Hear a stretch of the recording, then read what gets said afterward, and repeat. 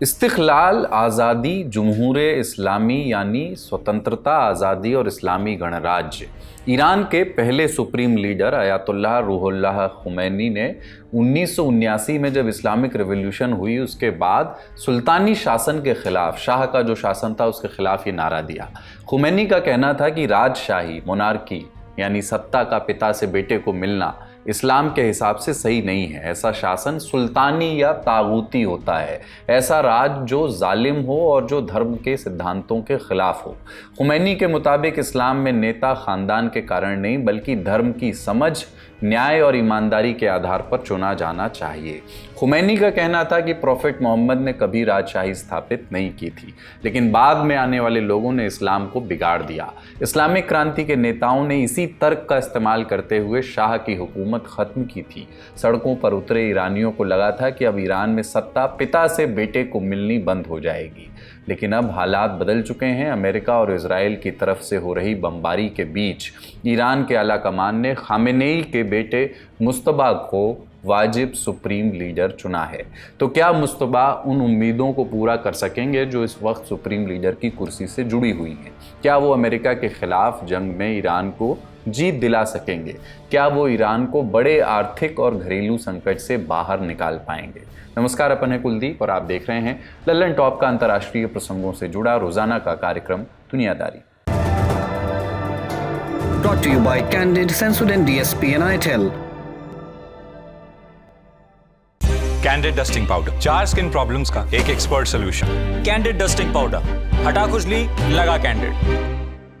America, Israel और Iran जंग से अंतर्राष्ट्रीय बाजार में कच्चे तेल के दाम 3.5 साल के हाईएस्ट पर पहुंच गए हैं। 9 मार्च को कारोबार के दौरान ये 25% बढ़कर के $115 प्रति बैरल तक पहुंच गया था। हालांकि बाद में दाम थोड़ा नीचे आया और अब $100 के करीब है। इससे पहले 2022 में रूस यूक्रेन जंग से कच्चा तेल $100 के पार निकल गया था। 28 फरवरी को ये जो नई जंग शुरू हुई है उसके बाद से 10 दिन में कच्चा तेल करीब 50% महंगा हो चुका है। जानकारों का मानना है कि तेल की कीमतें $150 प्रति बैरल तक भी इस बार पहुंच सकती हैं। रॉयल बैंक ऑफ कनाडा के अर्थशास्त्रियों के मुताबिक अगर कच्चे तेल की कीमत $100 प्रति बैरल के आसपास बनी रहती है तो अमेरिका में महंगाई करीब 3.7% तक पहुंच सकती है। इसी तरह ऑक्सफोर्ड इकोनॉमिक्स के मुताबिक अगर तेल महंगा ही बना रहा तो ब्रिटेन और यूरो जोन में भी महंगाई बढ़ने की आशंका है। यूरोप अपनी ज़्यादातर तेल और गैस की ज़रूरतें आयात करके पूरी करता है, इसलिए युद्ध के पहले ही हफ्ते में वहां प्राकृतिक गैस की कीमतें लगभग 67% तक बढ़ चुकी हैं। चीन में भी असर पड़ सकता है। ANZ बैंक के अनुमान के मुताबिक अगर तेल की कीमतें ऊंची बनी रहती हैं तो चीन के प्रोड्यूसर प्राइस करीब 0.4% तक बढ़ जाएंगे। और भारत भी इसके असर से अछूता नहीं रहने वाला। जानकारों का कहना है कि अगर हालात ऐसे ही रहे तो भारत में पेट्रोल डीजल 5 से 6 रुपये प्रति लीटर और महंगा हो सकता है। और क्या क्या असर पड़ सकता है ये जानने के लिए आप हमारा आज का दी लल्लन टॉप शो और खर्चा पानी भी देख सकते हैं, जिसमें हमने खास तौर से गैस पर बात की है। बहरहाल 10 दिन से जारी जंग में तमाम अटकलों और दावों के बीच ईरान ने आखिरकार अपना अगला सुप्रीम लीडर चुन लिया। पूर्व supreme leader Ayatollah Ali Khamenei के दूसरे बेटे मुस्तबा खामेनेई को ये पद सौंपा गया है। 88 सदस्यों वाली असेंबली ऑफ एक्सपर्ट्स ने मुस्तबा के चुनाव के बाद 8 मार्च को इसकी घोषणा की। धार्मिक शिक्षा की दुनिया में अयातुल्लाह का दर्जा और ऊंचे स्तर की क्लास पढ़ाना किसी विद्वान की योग्यता का संकेत माना जाता है। आमतौर पर यही चीज़ें किसी व्यक्ति को भविष्य का सुप्रीम लीडर बनने के लिए ज़रूरी मानी जाती हैं। मुस्तबा खामेनेई के पास फिलहाल अयातुल्लाह का दर्जा नहीं है, लेकिन ईरान में कोई नई बात नहीं है। 1989 में खुमैनी की मौत के वक्त खामेनेई भी आयतुल्लाह नहीं थे। हालांकि सुप्रीम लीडर बनने के बाद उनके लिए संविधान में बदलाव कर बाद में उन्हें ये दर्जा दे दिया गया था। मुस्तबा के केस में भी ऐसा कुछ देखने को मिल सकता है। मुस्तबा खामेनेई का जन्म 8 सितंबर 1969 को ईरान के उत्तर पूर्वी शहर मशहद में हुआ। अयातुल्लाह अली खामेनेई के 6 बच्चों में वो दूसरे नंबर के हैं। उन्होंने तेहरान के धार्मिक अलवी स्कूल से पढ़ाई की। बाद में अपने भाइयों की तरह उन्होंने भी धार्मिक शिक्षा ली, लेकिन वे कभी मुस्तहिद यानी इस्लामी कानून के बड़े विद्वान के स्तर तक नहीं पहुंचे। मुस्तबा की शादी जहरा से हुई, जो ईरान की संसद के पूर्व स्पीकर और खामेनेई के करीबी गुलाम हदाद आदिल की बेटी हैं। कई सालों तक मुस्तबा सार्वजनिक रूप से ज़्यादा सामने नहीं आए, लेकिन पर्दे के पीछे वे अपने पिता के सिस्टम में काफ़ी प्रभावशाली माने जाते थे।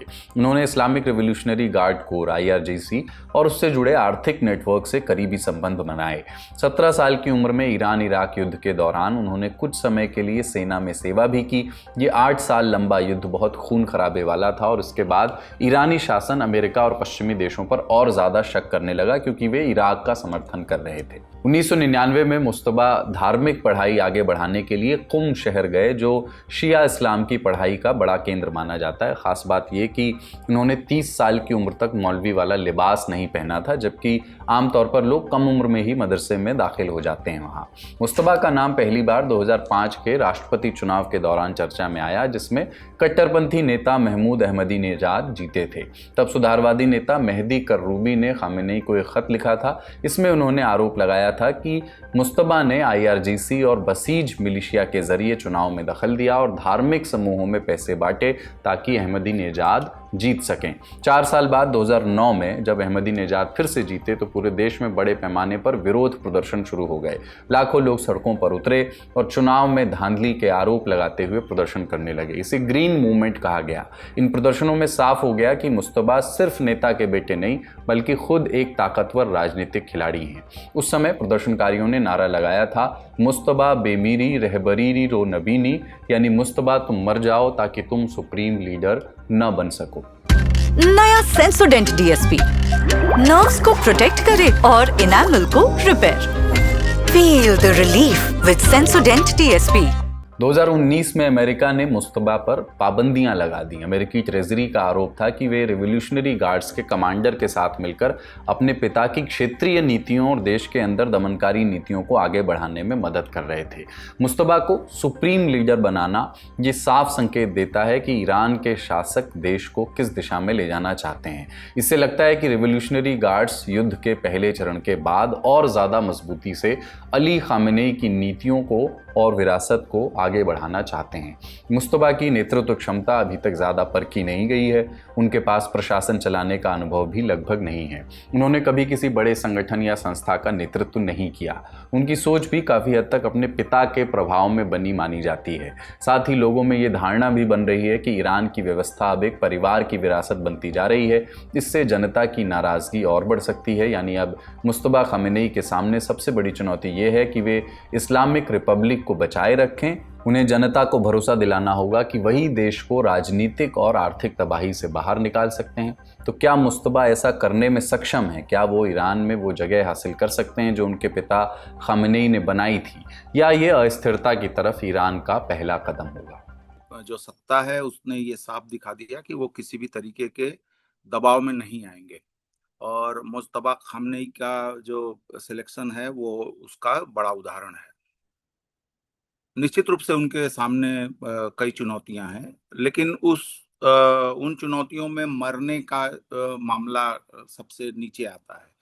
जो व्यक्ति जिसका पूरी फैमिली मार दी गई हो 10 दिन पहले, और उनके कितने साथी जो उनके साथ कभी इराक के खिलाफ लड़ाई में थे, जो बाद में अलग अलग जगहों पे बड़े ओहदों पे पहुंचे, वो मार दिए गए। उनके देश के कम से कम अभी तक की खबर है 1500 से ज्यादा लोग मारे जा चुके हैं। अभी कितने मारे जाएंगे? तो मारने वाला तो मामला नहीं है, लेकिन हाँ चुनौतियां हैं। लेकिन वो तो एक लीडरशिप अपने अनुभव के साथ धीरे धीरे आगे बढ़ती है, तो वो पर्सनालिटी बनती जाती है। मेन जो अभी चुनौती है वो ये है कि ईरान के भीतर किसी तरीके का केओस ना आए, अराजकता ना फैले, और ईरान के पास जो भी ताकत है उस ताकत का वो लगातार इस्तेमाल करते रहें जब तक कि ये युद्ध जारी रहता है। तो मैं समझता हूँ कि जिस तरीके से मुस्तबा खामेनेई की भूमिका रही है पिछले कई दशकों से, तो मुझे नहीं लगता कि उनको ज्यादा दिक्कत होगी, क्योंकि अकेले जैसे अगर कोई ये समझता हो कि अयतुल्ला अली खामेनेई 86 साल की उम्र में बैठ के सारे फैसले लेते थे, तो वो समझदारी ठीक नहीं है। पूरी सरकार है, आर्मी है, रिवोल्यूशनरी गार्ड्स हैं, बसीज हैं, लोग हैं, और अभी तो एक कम से कम ये फायदा तो ईरानी सत्ता को हुआ ही है कि जिस तरीके से हमले हुए हैं, तो जो थोड़ा बहुत असंतोष था भी, तो वो असंतोष अब उस तरीके से नहीं रहेगा। एक तरफ ईरान नए सुप्रीम लीडर के चुनाव के साथ ही जंग में नई हुंकार भर रहा है और दूसरी ओर वहां के प्रधानमंत्री अरब मुल्कों से माफी मांग रहे हैं। 7 मार्च को ईरान के राष्ट्रपति मसूद पेजेश्कियान का एक बयान आया। उन्होंने खाड़ी देशों से ईरान के हमले के लिए माफी मांगी। पेजेश्कियान ने कहा कि अगर खाड़ी देश अपनी जमीन से ईरान पर हमले करने की इजाजत नहीं देंगे तो ईरान भी उन पर हमले बंद कर देगा। उम्मीद थी कि कुछ खाड़ी देश इस पर सकारात्मक प्रतिक्रिया देंगे, लेकिन ईरान के अंदर ही इस बयान का विरोध हो गया और खाड़ी देशों पर हमले जारी रहे। इस बीच ट्रंप ने ट्रूथ सोशल पर पेजेश्कियान के कदम को एक शर्मनाक सरेंडर बताया। इससे उनकी स्थिति और कमजोर हो गई। ईरान के विदेश मंत्री अब्बास अरागची ने माफी का बचाव करते हुए कहा कि ईरानी संस्कृति में माफी मांगना कमजोरी नहीं बल्कि सम्मान और ताकत की निशानी है। लेकिन इसके तुरंत बाद IRGC ने पेजेश्कियान की बात से अलग रुख दिखाया। उनका कहना है कि खाड़ी देशों में मौजूद अमेरिकी सैन्य ठिकाने उनके लिए वैध निशाना है क्योंकि वे इसे आत्मरक्षा सेल्फ डिफेंस का युद्ध मानते हैं। बाद में ईरान के वरिष्ठ नेता अली लारजानी ने एक टीवी इंटरव्यू में ईरान का रुख स्पष्ट किया।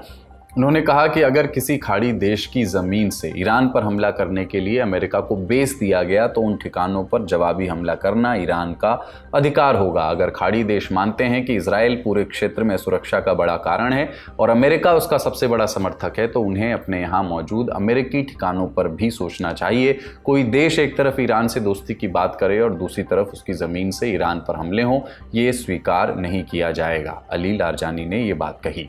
रिपोर्ट्स के मुताबिक ईरान की तेल रिफाइनरीज और ईंधन डिपोज पर इजरायली हमले के बाद ईरान खाड़ी क्षेत्र में अमेरिकी ठिकानों पर हमलों का दायरा बढ़ा सकता है। ईरान ने पेट्रोल की डेली खपत कम करने का फैसला भी लिया। हालांकि सरकार का कहना है कि ईंधन की सप्लाई स्थिर है। पश्चिमी राजनयिकों का कहना है कि ईरान की ड्रोन और मिसाइल हमले करने की क्षमता अभी भी कम नहीं हुई है। उनका यह भी मानना है कि जिस तेजी से अमेरिका क्षेत्र में सैन्य ताकत भेज रहा है उससे नहीं लगता कि वो जल्दी जंग खत्म होने का ऐलान करने वाला है। हालांकि खाड़ी देशों पर हमलों से वहां गुस्सा बढ़ रहा है। 8 मार्च को अरब लीग के विदेश मंत्रियों की बैठक हुई जिसमें आगे की रणनीति पर चर्चा हुई। जानकारों का कहना है कि खाड़ी देशों का धैर्य अब खत्म होने लगा है क्योंकि उनकी अर्थव्यवस्था और स्थिरता की छवि पर असर पड़ रहा है। लेकिन इसके बावजूद अधिकतर सरकारें अभी तेहरान के खिलाफ अमेरिका इजराइल के साथ खुलकर युद्ध में उतरने को तैयार नहीं है। मार्च 2026 की शुरुआत तक ईरान ने बहुत बड़े पैमाने पर हमले किए। रिपोर्ट्स के मुताबिक उसने 500 से 700 बैलिस्टिक मिसाइलें और हज़ारों ड्रोन दागे। ईरान ने माना है कि उसने कुल जो हमले किए उसमें 60% मिसाइल और ड्रोन हमले खाड़ी देशों पर और 40% इजराइल पर किए।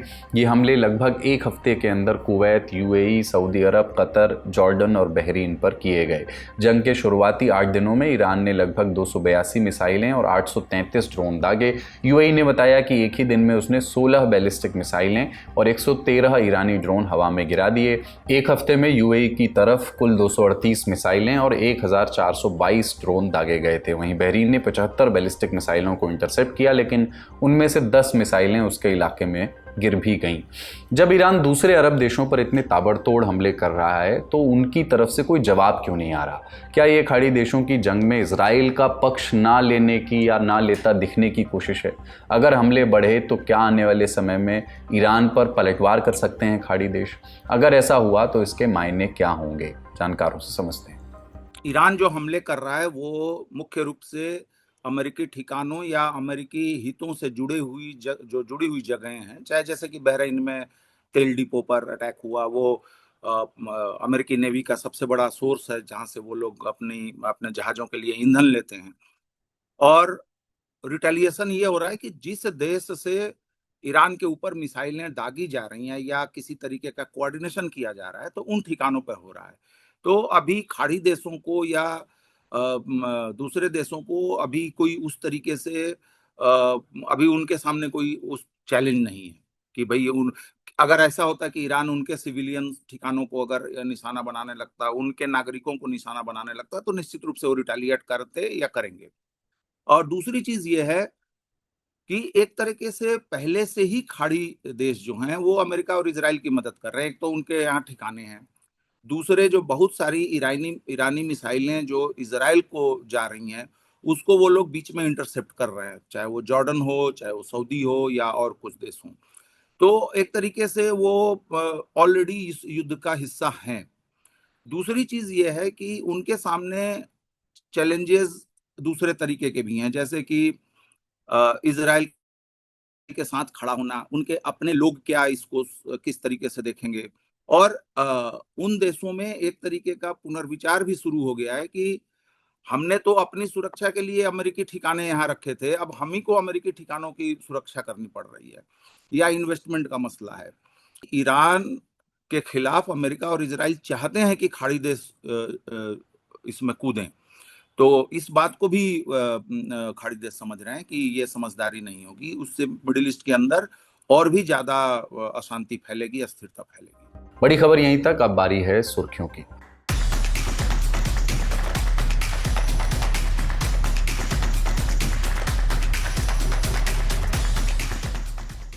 देश को रक्षा करने जति सबे चुकिया छन नेता, जति सबे चोर देश लुटी खाछन। मतलब देश की रक्षा करने वाले सब बेवकूफ़ हैं, नेता चोर हैं, वो देश लूट चुके हैं, सब मिलकर के देश को खाते और बांटते हैं। ये बालिन शाह का रैप है बलिदान नाम से। 2020 में जब ये रैप रिलीज हुआ तो नेपाल में रेज बन गया। करप्शन से उकताए यूथ के लिए बलिदान और बालिन एक रेबल सिंबल बन गए। यूथ को बालिन में अपना हीरो दिखने लगा।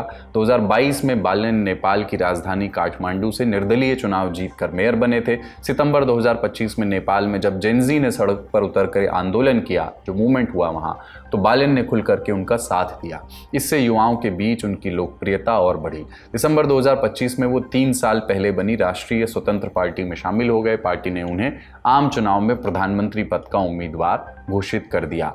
अब बालिन शाह की राष्ट्रीय स्वतंत्र पार्टी नेपाल चुनाव में अकेले दम पर बहुमत के करीब पहुंच गई है। नेपाल के इतिहास में सबसे बड़े राजनीतिक उलटफेर के करीब हैं बालिन शाह। दशकों में ये पहली बार है जब नेपाल में किसी एक पार्टी को अपने दम पर बहुमत मिलता दिख रहा है। नेपाली संसद में 275 सीटें हैं, बहुमत के लिए 184 चाहिए होती हैं। 9 मार्च शाम 4 बजे तक राष्ट्रीय स्वतंत्र पार्टी डायरेक्ट वोटिंग की 165 में से 125 सीटें जीत चुकी है। प्रोपोर्शनल रिप्रेजेंटेशन की 110 में से 58 सीटें जीत चुकी है, यानी कुल 183 सीटें ये पार्टी जीत चुकी है और अब बहुमत के आंकड़े से 1 सीट दूर है। बाकी पार्टियों का हाल बुरा हाल है। पूर्व प्रधानमंत्री केपी शर्मा ओली की पार्टी CPN-UML को सीधी वोटिंग में केवल 8 और पुष्प कमल दहल प्रचंड की नेपाली कम्युनिस्ट पार्टी को 7 पर जीत मिली है। नेपाली कांग्रेस को भी 18 सीटों पर संतोष करना पड़ा है। खुद केपी शर्मा ओली अपनी सीट पर राष्ट्रीय स्वतंत्र पार्टी के प्रधानमंत्री पद के उम्मीदवार बालिन शाह से चुनाव हार गए। नेपाली कांग्रेस के अध्यक्ष गगन थापा भी RSP के कैंडिडेट से चुनाव हार गए। अब खबर है स्कॉटलैंड से, जहां की एक ऐतिहासिक इमारत में आग लग गई। स्कॉटलैंड के सबसे व्यस्त railway station Glasgow central station से सटी एक बिल्डिंग 8-9 मार्च की दरमियानी रात आग की चपेट में आ गई। आग इतनी भीषण थी कि बिल्डिंग का एक बड़ा हिस्सा ढह गया। पूरा स्टेशन बंद करना पड़ा, ट्रेनों की आवाजाही ठप हो गई। आग सबसे पहले 8 मार्च को दोपहर 3:45 बजे के करीब एक वेब शॉप से उठी। लोग कुछ समझते इसके पहले विक्टोरियन बिल्डिंग तक फैल गई। गनीमत रही कि कोई घायल नहीं हुआ, लेकिन इमारत को काफ़ी नुकसान हुआ। BBC की रिपोर्ट के मुताबिक जिस इमारत में आग लगी थी वो एक विक्टोरियन बिल्डिंग थी और 1851 में बनी थी। विक्टोरियन बिल्डिंग उन इमारतों को कहा जाता है जिन्हें इंग्लैंड की क्वीन विक्टोरिया के ज़माने में 1839 से 1901 के बीच में बनाया गया था। ग्लासगो के सबसे प्रमुख इलाके में यूनियन स्ट्रीट और गॉर्डन स्ट्रीट के ठीक कोने पर स्थित ये इमारत शहर की ऐतिहासिक पहचान और सांस्कृतिक धरोहर का प्रतीक थी। आज का दुनियादारी यहीं समाप्त होता है। अपना और अपनों का ख्याल रखिए। देखते रहिए लल्लन टॉप। शुक्रिया। शुभ रात्रि।